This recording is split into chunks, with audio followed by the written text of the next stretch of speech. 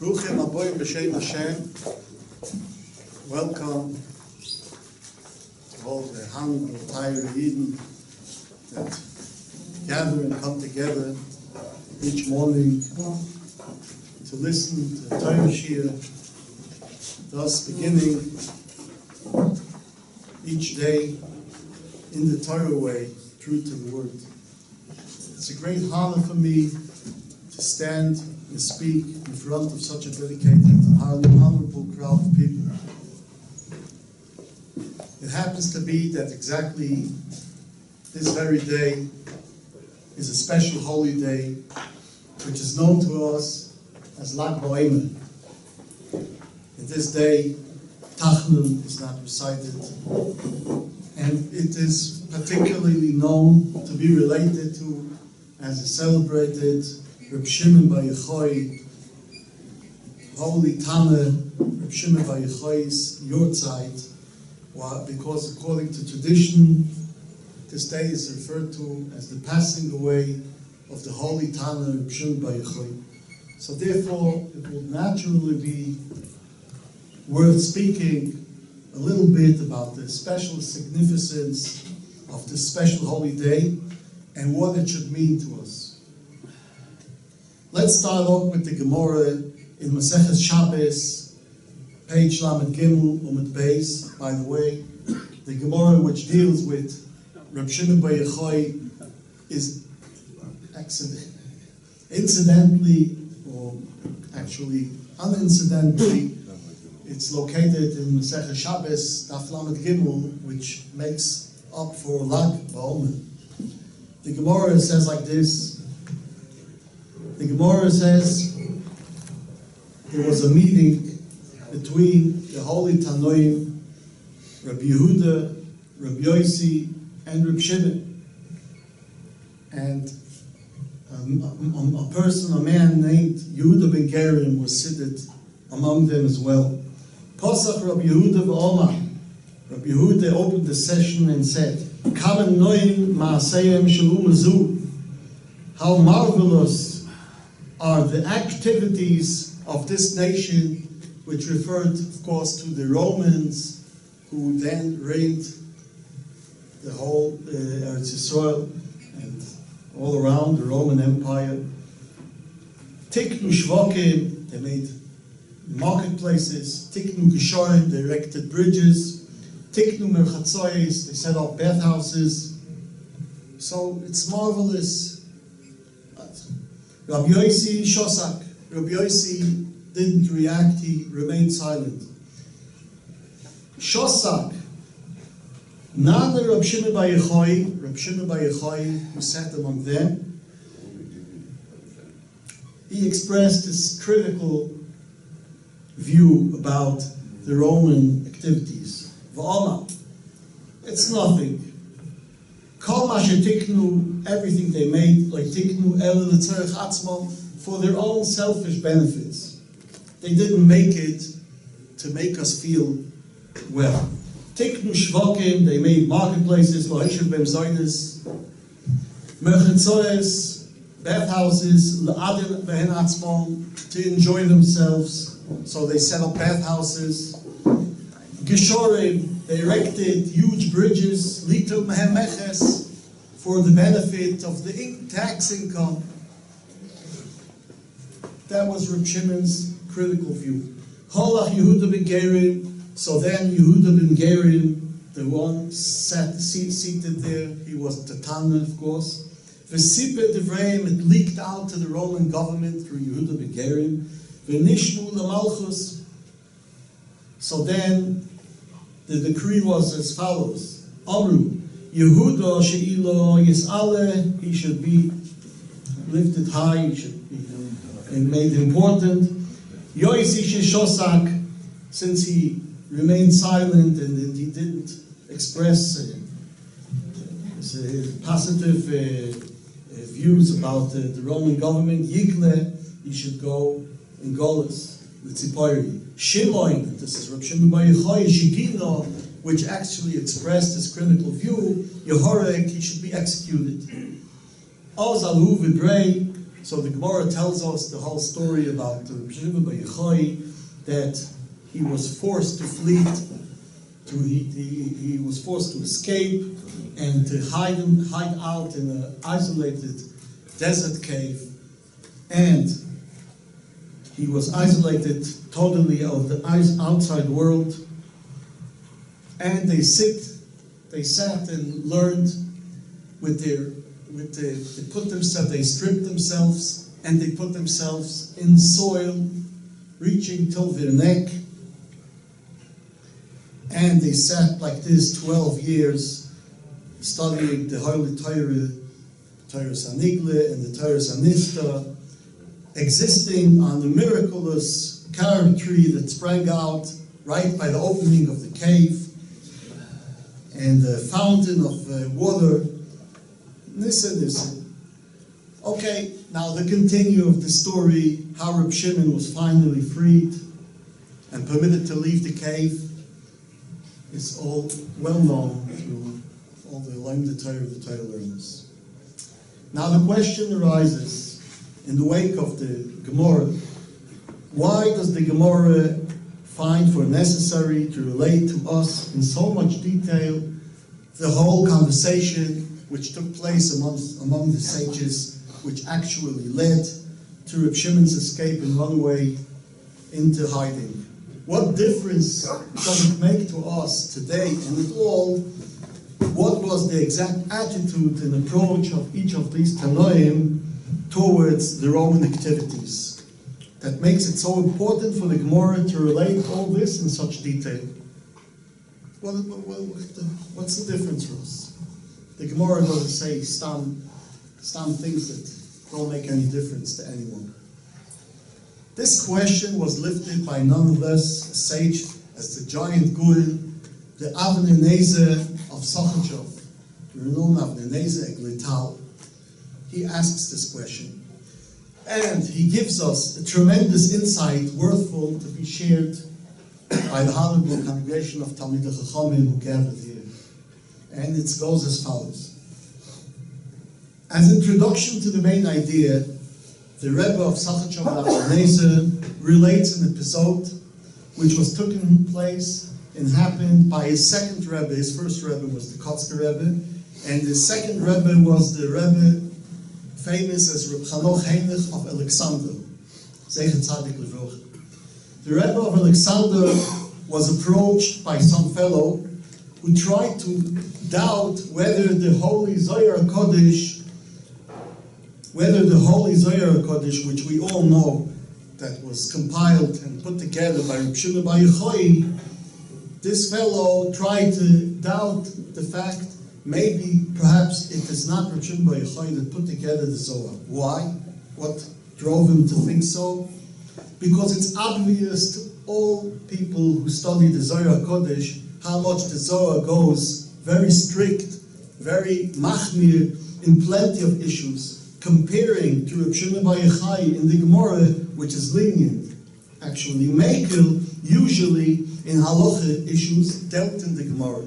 As for instance, we take Muktzeh, which each one of us know that Reb Shimon's opinion about Muktzeh is lekula, he's very Mekel, and Reb Yehuda is machmir, and other issues as well. We'll soon get back to it. That's what the fellow asked and approached Reb Heinrich Alexander. So Reb Heinrich Alexander, in response, answered him back very cleverly. And he said like this: as a matter of fact, if you consider the guideline running across the entire Sefer Zohar Kodesh, which emphasizes at every single opportunity that all the good deeds, all the maisim, toivim, mitzvahs, which we fulfill, we perform, are considered worthy only depending upon the amount of correct intention we put into it during fulfilling the mitzvah. The Zohar Kodesh, as known, says that every good deed which is performed without ahava and without yireh it doesn't lift, it doesn't elevate towards heaven. It remains here downstairs waiting for someone to lift it up, which means that man has to put in kavanah and intention in what he does. So Reb Heinrich says that this obviously exactly fits Reb Shimon's opinion throughout the whole Talmud, the whole Gemara, since Reb Shimon, as we know, his opinion is that adovo she'enoi miskaven,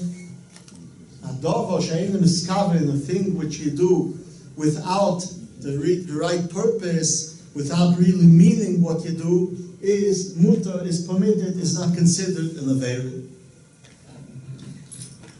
It shows out to be Reb Shimon's opinion that as far as an act of a person is concerned, the measurement for us to determine whether the action is to be actually considered as such and rendered as either as a good deed, which is a mitzvah, or on the contrary, a bad deed, which is an avera, it depends, totally dependent on the presence or the lack of the intention, of the kavanah.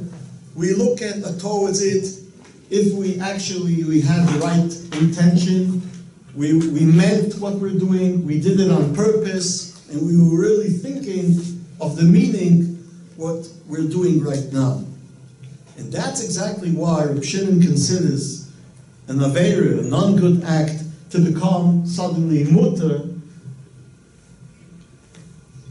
just because when you did the ma'aseh, when you did the deed, you were not really aware fully, and you were not really thinking and having the exact intention of what you're doing.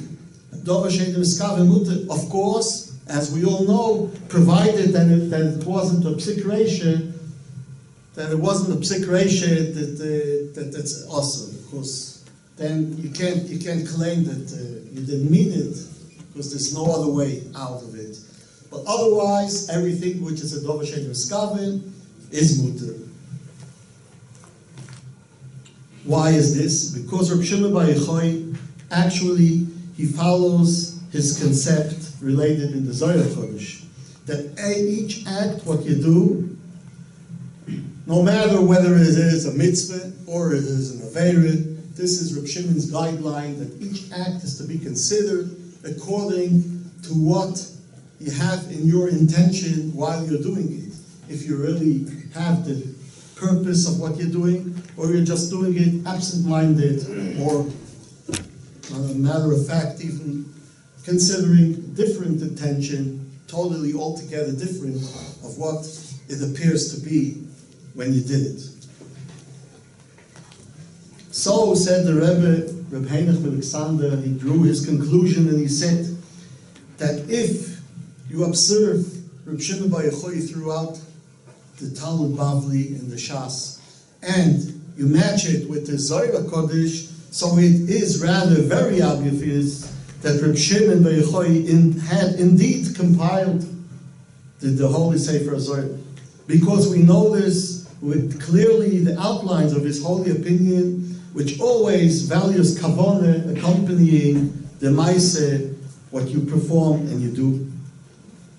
And he always remains loyal. He keeps the same line of thinking, no matter whether it is an avera or a mitzvah is involved. And that's why, said the Rebbe, what seems in our eyes to look like a kula, is mekel, kivyochel, when an avera is involved, in his opinion, throughout the Talmud, that dover shein miskaven mutar, is suddenly it becomes a chumrah when a mitzvah is involved. That means, in order for a mitzvah to really have its real, true value, it has to be with the full kavanah and the full intention. That's what Reb Heinrich Alexander answered this fellow. So now goes further the Avnei Nezer, and he says a gewaltige Sache. Now that we have this introduction, we can very well understand why the Gemara, the Talmud, finds for so necessary to relate to us in detail Reb Shimon's view concerning the Roman activities. Why? Because, as we clearly know this here as well, Reb Shimon's critical view towards the Roman activities meet exactly his general opinion toward activities of men at home. That's why he waved away the great seeming achievements of the Roman governments, which Rabbi Yehuda, his friend, pointed out. Since, although there were great achievements and great accomplishments, but they weren't well meant, but rather for selfish reasons, and therefore his attitude toward them was so negative, turning all their accomplishments for nothing, for air, nothing worth to discuss and to speak about. So concludes the story of the Gemara, starting with Reb Shimon bar Yochai, actually gives us a handy introduction to Reb Shimon's whole shita throughout the Gemara and throughout the Zohar, which reflects itself right in the beginning, in the very beginning of the history of Reb Shimon bar Yochai, even before he had to hide in the cave, and which actually reflects the whole sheet of Reb Shimon all the length. By the way, if we consider it well, the nature of the future meaning differences between these two Chachamim, Reb Yehuda and Reb Shimon, it actually reflects their known machloikis in Dover She'enim Eskaven. While Reb Shimon holds that Dover She'enim Eskaven is mutar, and that's why he says so, because he values the intention of the person who does it. And that's why he devalued what the Romans did, because they didn't have the correct intention. And at the same time, Rabbi Yehuda, which he follows his opinion that he holds that the Dover She'enim Eskaven is also, that's exactly because he holds just the opposite. His opinion is that no matter what your intention was, what really determines whether the fact was done through you or not is the fact itself. As long as you did it, so you did it. If you had any other intentions, maybe you would get less schar, but as long as you did it, so you did it. So that's why Rabbi Yehuda exactly, he opposed Reb Shimon, and he holds just the opposite, that the activities of the Romans are worth to be admired. So each Tana goes l'shitos. As a matter of fact, if we observe many of Reb Shimon's expressions throughout the Talmud, throughout the Gemara, we can notice the same point of view in various topics which have nothing to do one with each other. We will now limit ourselves to two instances mentioned in the Gemara, both rather in the field not of halacha, just in the field of Haggadah. Total different topics dealt through Reb Shimon.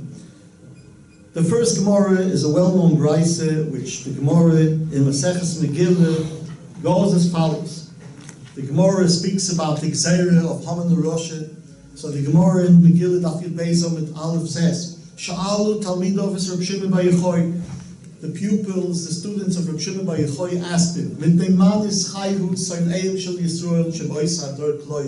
why was this decree upon Klal Yisrael? Why did it come down from heaven that they should be such a terrible gzeira on the Yidden in that generation? Omar Lahem, so Reb Shimon answered and responded, Imratem, you're welcome to answer. Amrullah, so they tried to claim that this came out of the sin that they committed when they were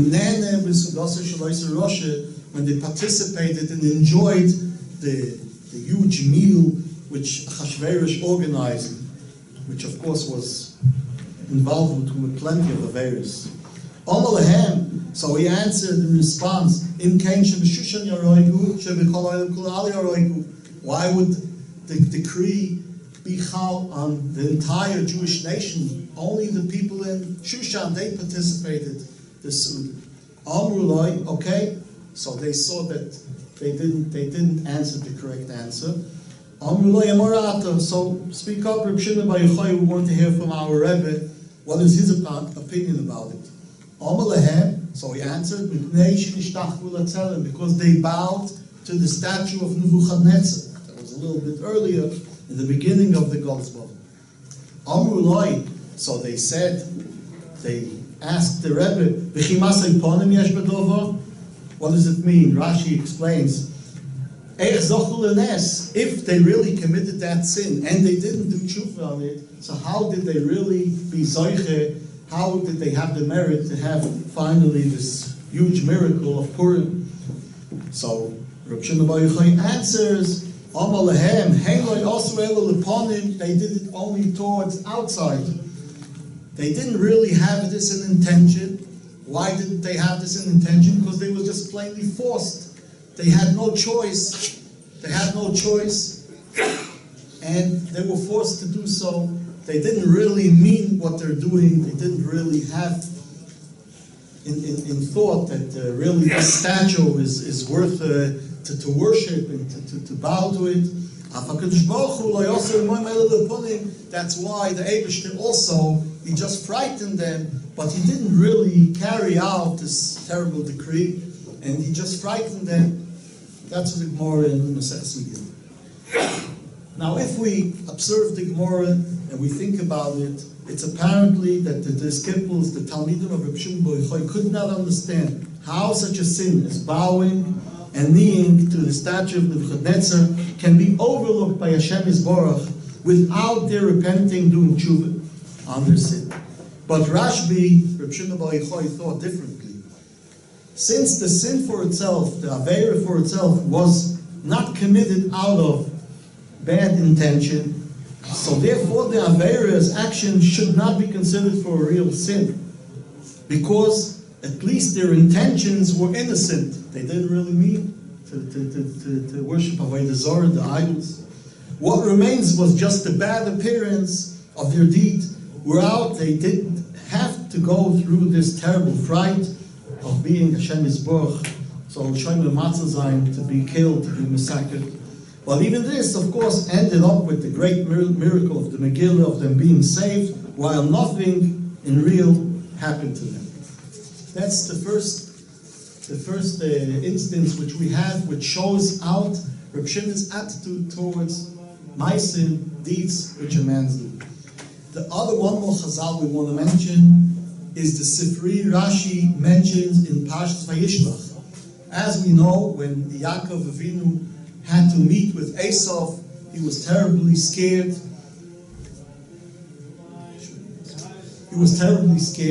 And when finally it came that they met together, so the Pasuk says, Vayorotz Esau l'krosoi, vayichapkeu, he hugged him and he kissed him, vayipoil al tzavor vayishukeu. That's what the Pasuk says. So Rashi says, as we see in the Torah, not in the Sefer Torah, but in the Masorah, vayishukeu has plenty of dots above the word.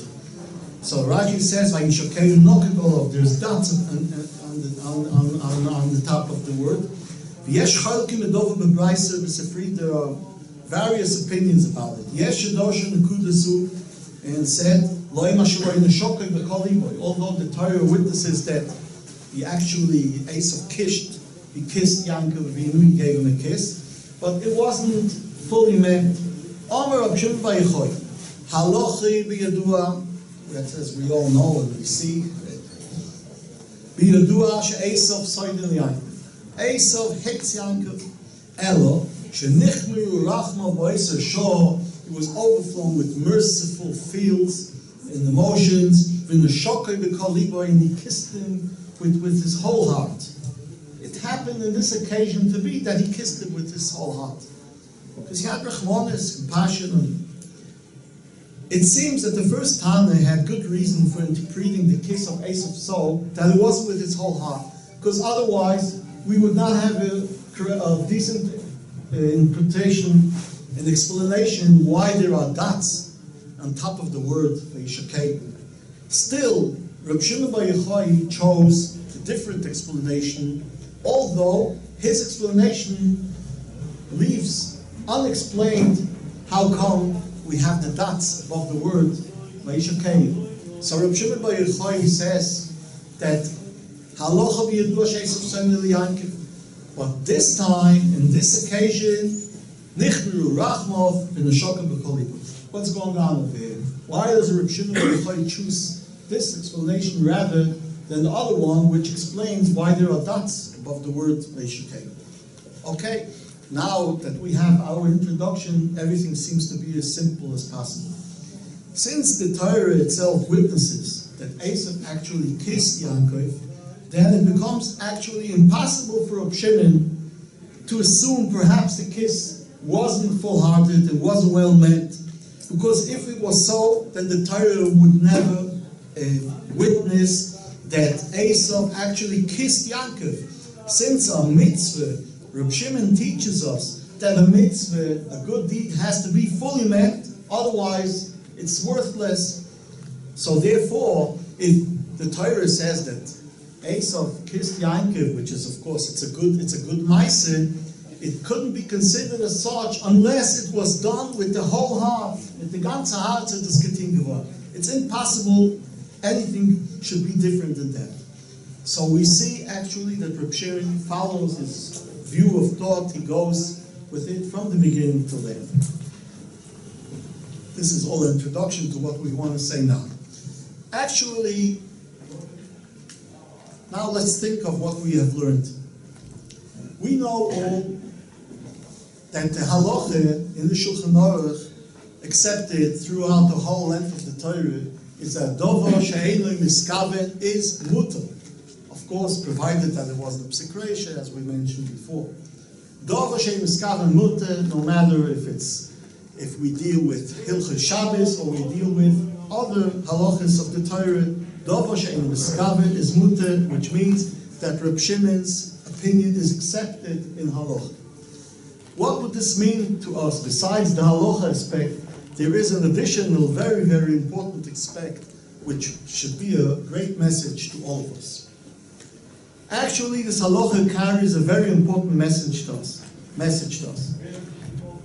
The message says that the most important thing that we have to emphasize during fulfilling and doing our mitzvahs and ma'aseh tovim is supposed to be on the kavanah we put into it. We have to have the full intention to be fully aware of what we're doing, which actually means that if someone, for instance, of course, he wants to fulfill a mitzvah, he wants to put on the tefillin, so he has to think exactly what he's doing. I'm now going to fulfill, as we have in the L'Shem Yichud, but sometimes the L'Shem Yichud is also part of the davening, and we run it through like it's a kapitel tilim. Okay, who says that a kapitel? Everyone says that he said like a kapitel tilim, as if it's we take it for granted. It's a fact that the kapitel tilim should be said without understanding, without kavanah, without knowing actually what we really bring out of our mouth. Why? I don't know, but that's the way the attitude of people. It's because of the kapitel tilim. So what? We find that Reb Shimon, David HaMelech said that he begs the Hashem Yisborach that everyone who recites the kapitel tilim should be considered as if we were studying the Goyim in the Holis, which is the most difficult topics in halacha in the Mishnah. Now I don't recognize anyone that is studying the Goyim V'Holis as the way many people say Tehillim.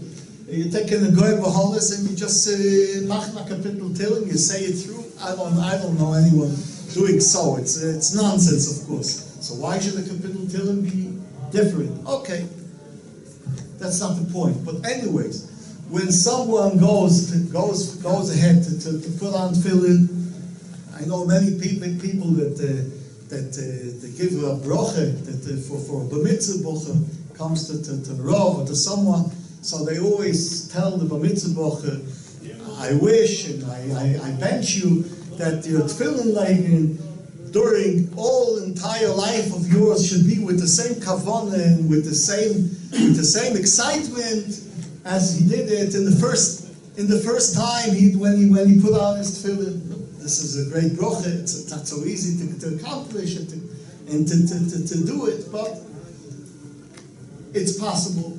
If we think before, if we have the right intention, if we know what we're doing, if we have the right attitude, listen, I'm going to put on tefillin. I'm going to put on tefillin. It's not a poshta zach. The Ibrahim is the famous Ger Rebbe, the Ibrahim is writes in a letter, and he says so, that many times I mentioned this, that if you really want to value what you're doing, while, for instance, you're putting on the tefillin, just take in consideration, we approach someone and we tell him, listen, Rav Yankel, what about, I have an excellent idea for you. What about missing one day, not to put on tefillin, not to like tefillin one day, just one day, one single day, and I'll pay you for it. You'll get a nice payment. I'll give you a nice sum of money just for one day missing, chas v'sholom, of course, to put on tefillin. So the Rebbe would say, "Vos, bist du mishikin? What are you, crazy? What are you nicht liking tefillin? Go ahead." So then the man comes to him and says, listen, you think I'm going to give you $100? It's not $100, it's $10,000. $10,000 is more than $100, of course, right? But still the man would say, listen, it's impossible. Well, I won't put on tefillin. For what? For $10,000? $10,000, I have enough things to do with it. But not to put on tefillin, doesn't, no consideration. So the man is a pest, and he continues on begging, listen, not $10,000, I'll double the sum, $20,000. So the guy is in the height, go away from me. Carry yourself out of here. He says, no, that's $100,000. No, not to put on tefillin. People put on tefillin in concentration camps. The people endangered themselves to put on tefillin. So, on and on, he lifts the sum, and of course, Shlomo said, yeah, of course. Now, what does this actually mean to say? That if you think when you're putting on tefillin, that what actually you're doing now is more important and more with the mashmoes to me than 10,000, 100,000, give me no matter how much. So actually I'm doing such a precious thing, such an important thing, that it's gewaldig. So just come to think of it, says the Imramis. So that puts actually the right intention and the right fire and the right kavanah. And then, of course, if we put on the tefillin, it's all totally different. As the Gemara relates in the Perek Moedim in Maseches Broches, that Radzyner, he was very serious every time. When one time Atana met him, Moira met him, and he was so happy, he was so joyous. So he asked him, what happened? Was it Skatina Shidduch? You made a bar mitzvah or whatever? You had a grandson? What happened over here suddenly that you're so happy and you're so joyous? So he said, what do you mean? I'm not tefillin kamalachna. I'm putting on tefillin. You know what this means? I'm putting on tefillin. And the Gemara in another place relates that there was another Tana that he kept minig of a sikin to daven very early, and like posik pumim chukim and pumim kuliyayim, he was the whole day he was smiling and he was so happy as if someone won the big lottery. So this actually gives it what really the intention of a person, what really can lift us above to heaven. We could elevate ourselves. That's what actually we should take an advantage of Reb Shimon Bar Yochai, what he says, that everything is measured according to the kavanah. And if we consider it again, we can see that actually was probably, that's what led Reb Shimon to be oisig in the Mister and the Pnimius HaTorah of the Zohar Kodesh.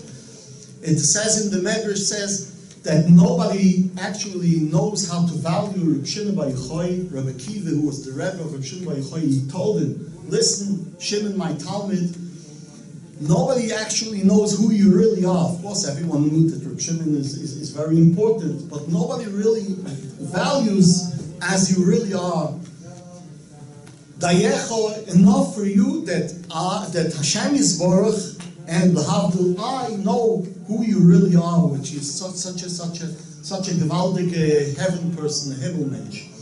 So actually, Reb Shimon follows the same idea that the Pnimius, what's inside, what we think of, that really makes up the person, that really makes up what the person does.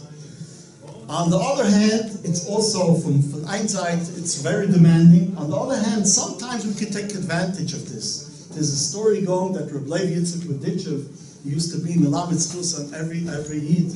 He once said that, as we know from the Tanna Pirkei Avos, each deed which a man commits, it creates an angel.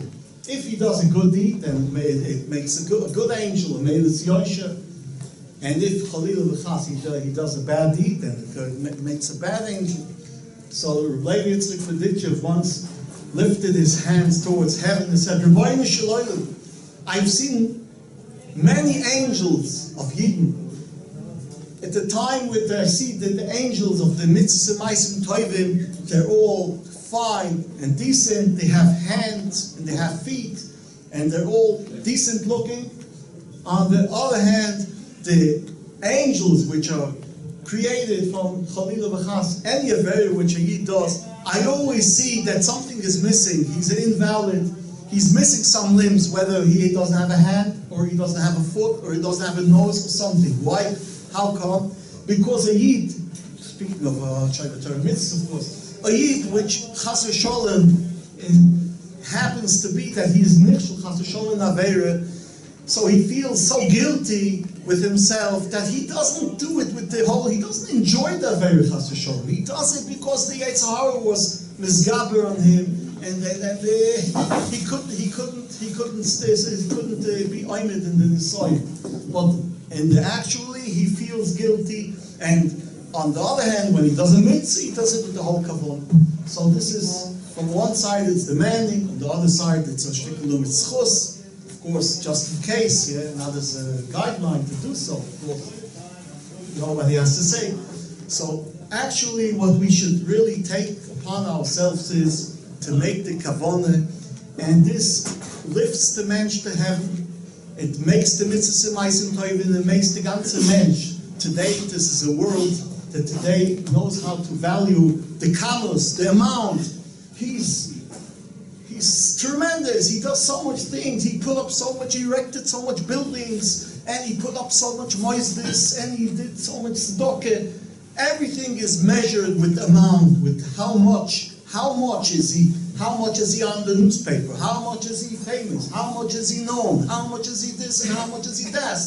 But the Yid has to know that nicht the kamos, not the amount, makes the person. What really makes the person, what really gives him the cheshivas of every Yid, no matter how simple he is by himself, no matter how humble he is by himself, what really makes the person mund, close to Hashem Yisborach, is the machshove, the kavaneh, the penimius, how you go. So someone who, from now, someone who goes home, he knows that today he put on tefillin and he thought what he's really doing, should go home with such a happiness in heart as if he won the biggest lottery. Thank